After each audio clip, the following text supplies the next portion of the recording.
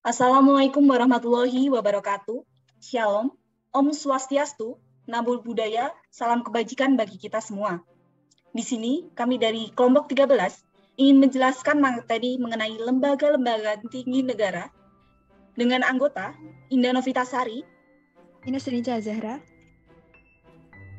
Muhammad Diaul Haq, Taufik Izanwar, Satria Bagaskara. lembaga-lembaga tinggi negara sebelum amandemen. Lembaga tinggi negara sebelum amandemen sendiri dipegang oleh MPR. Hal ini diatur dalam Undang-Undang Dasar 1945 Pasal 1 Ayat 2 yang berbunyi, kedaulatan adalah di tangan rakyat dan dilakukan sepenuhnya oleh MPR. Di bawah MPR ada DPR, Presiden, BPK, DPA atau Dewan Pertimbangan Agung, dan MA. Dari hasil amandemen tersebut, dihasilkan lembaga-lembaga tinggi yang sejajar, sehingga MPR tidak lagi menjadi lembaga tinggi. Hal ini diatur dalam Pasal 1 Ayat 2 yang berbunyi, kedaulatan berada di tangan rakyat dan dilaksanakan menurut Undang-Undang Dasar. Setelah terjadi amandemen, lembaga-lembaga tinggi negara sendiri ada lembaga yudikatif yang terdiri dari Mahkamah Agung, Mahkamah Konstitusi, dan Komisi Yudisial atau KY. Lalu ada eksekutif yang dipegang oleh Presiden dan Wakil Presiden.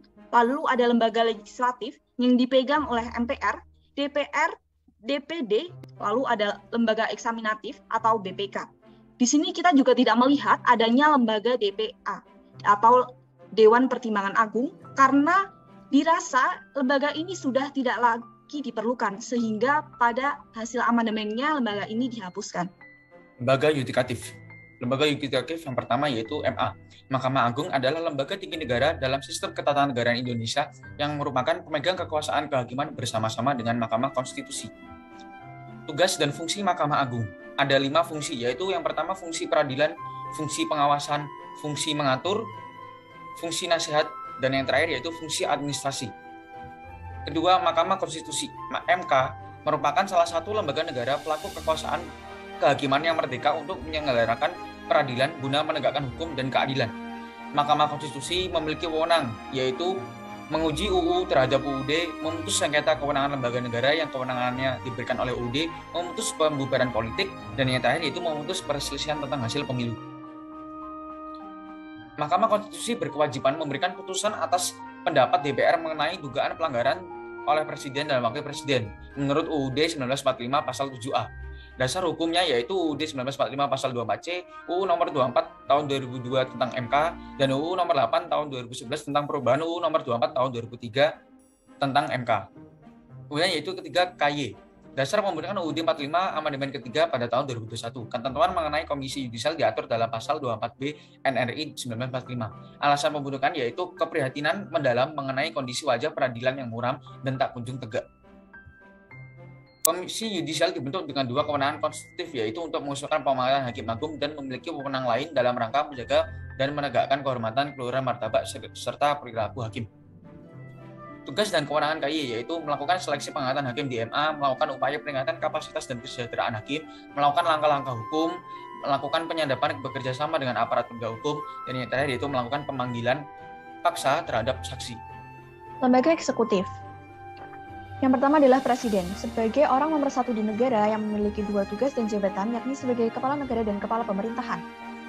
Tugas Presiden sebagai Kepala Negara yaitu memegang kekuasaan tertinggi atas Angkatan Darat, Angkatan Laut, dan Angkatan Udara, mengangkat duta dan konsul, dan yang terakhir menerima penempatan duta negara lain dengan memperhatikan pertimbangan Dewan Perwakilan Rakyat. Tugas Presiden sebagai Kepala Pemerintahan, yang pertama, memegang kekuasaan pemerintahan menurut UUD, kemudian menetapkan peraturan pemerintahan untuk menjalankan undang-undang sebagaimana mestinya, yang ketiga, mengangkat dan memberhentikan menteri, dan yang terakhir, mengesahkan rancangan undang-undang yang telah disetujui bersama. Wewenang Presiden, yang pertama, berhak mengajukan RUU kepada Presiden, yang kedua, memberi gelar tanda jasa yang diatur dengan undang-undang, yang ketiga, membentuk suatu dewan pertimbangan yang bertugas memberi nasihat dan pertimbangan kepada Presiden, yang keempat, menyatakan keadaan bahaya, yang kelima, memberi gerasi dan rehabilitasi, serta yang terakhir, memberi amnesti dan abolisi. Kemudian Wakil Presiden, merupakan jabatan dalam pemerintahan yang berada pada satu tingkat lebih rendah daripada Presiden. Wakil Presiden memiliki tugas, yaitu mendampingi presiden menjalankan tugas-tugas kenegaraan di negara lain. Yang kedua, membantu presiden menjalankan tugas sehari-hari, kemudian menjalankan tugas presiden jikalau presiden berhalangan hadir, kemudian menggantikan jabatan presiden yang kosong apabila terjadi sebab-sebab tertentu, dan yang terakhir melakukan pengawasan pembangunan operasional dengan bantuan departemen-departemen kenegaraan. Yang terakhir adalah wewenang utama wakil presiden. Sebagai wakil dari presiden, mewakili presiden dalam melaksanakan tugas dan kewajiban serta wewenang jabatan presiden dengan perintah atau diberi kuasa oleh presiden atau disebut mandat. Kemudian sebagai pembantu presiden, wakil presiden berwenang untuk membantu presiden menjalankan undang-undang. Yang ketiga, sebagai pengganti presiden, wakil presiden tidak lagi disebut wakil presiden, melainkan sebagai presiden jika tidak terjadi rangkap jabatan. Yang terakhir, sebagai jabatan mandiri. Ketika diminta oleh perorangan maupun organisasi sebagai pembicara atau tamu, maka wakil presiden melakukan suatu kegiatan secara mandiri, tidak perlu perintah atau persetujuan dari presiden. Selanjutnya, kita akan membahas mengenai lembaga legislatif. Nah, apa lembaga legislatif itu? Lembaga legislatif merupakan lembaga yang mempunyai tugas serta wewenang membuat atau merumuskan undang-undang dasar yang ada di sebuah negara. Di Indonesia, lembaga ini dijalankan oleh MPR atau Majelis Permusyawaratan Rakyat, DPR atau Dewan Perwakilan Rakyat, dan DPD atau Dewan Perwakilan Daerah. Lembaga legislatif yang pertama adalah Majelis Permusyawaratan Rakyat. MPR atau Majelis Permusyawaratan Rakyat adalah lembaga legislatif yang terdiri dari anggota DPR dan DPD yang sudah terpilih dalam pemilu. DPR memiliki masa jabatan selama 5 tahun. Beberapa tugas MPR menurut Undang-Undang Dasar 1945 Pasal 3 Ayat 1 yaitu: pertama, mengubah dan menetapkan undang-undang dasar. Yang kedua, melantik presiden dan wakil presiden. Yang ketiga, memberhentikan presiden dan wakilnya pada masa jabatannya sesuai dengan undang-undang dasar. Dan yang keempat adalah mengusulkan pemberhentian presiden serta wakil presiden. Lembaga legislatif yang kedua adalah Dewan Perwakilan Rakyat. DPR atau Dewan Perwakilan Rakyat adalah lembaga legislatif yang berasal dari anggota partai politik yang sudah terpilih saat pemilu.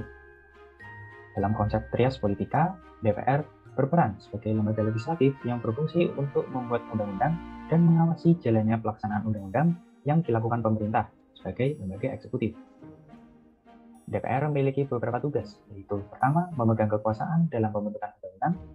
Kedua, memberi pertimbangan kepada Presiden tentang RUU APBN, pengangkatan duta, serta pemberian amnesti dan abolisi. Ketiga, mengajukan 3 orang hakim konstitusi. Keempat, memberi persetujuan kepada Presiden tentang pengangkatan dan juga persetujuan tentang pemberhentian anggota yudisial. Dan yang kelima adalah mengusulkan pemberhentian Presiden serta Wakil Presiden. Lembaga legislatif yang ketiga adalah Dewan Perwakilan Daerah. DPD atau Dewan Perwakilan Daerah adalah lembaga legislatif perwakilan daerah yang berkedudukan sebagai lembaga negara. Anggota DPD berasal dari perwakilan setiap provinsi yang sudah terpilih di pemilu.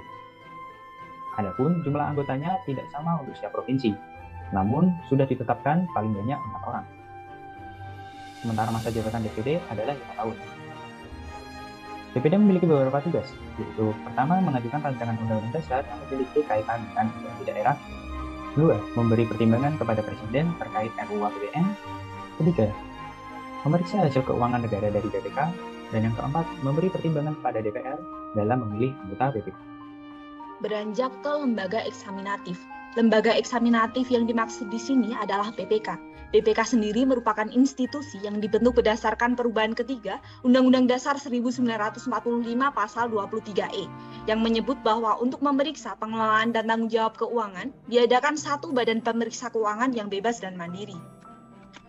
Untuk menunjang tugasnya, BPK didukung dengan seperangkat undang-undang di bidang keuangan negara, yaitu ada Undang-Undang Nomor 17 Tahun 2003, Undang-Undang Nomor 1 Tahun 2004, dan Undang-Undang Nomor 15 Tahun 2004. Pada periode 2019 sampai periode 2022, BPK sendiri diketuai oleh Bapak Agung Firman Sampurna.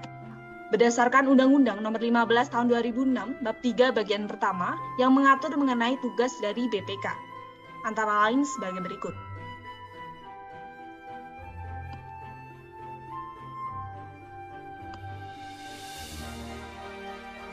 Wewenang BPK sendiri diatur berdasarkan Undang-Undang Nomor 15 Tahun 2006 Bab 3 bagian kedua, antara lain sebagai berikut.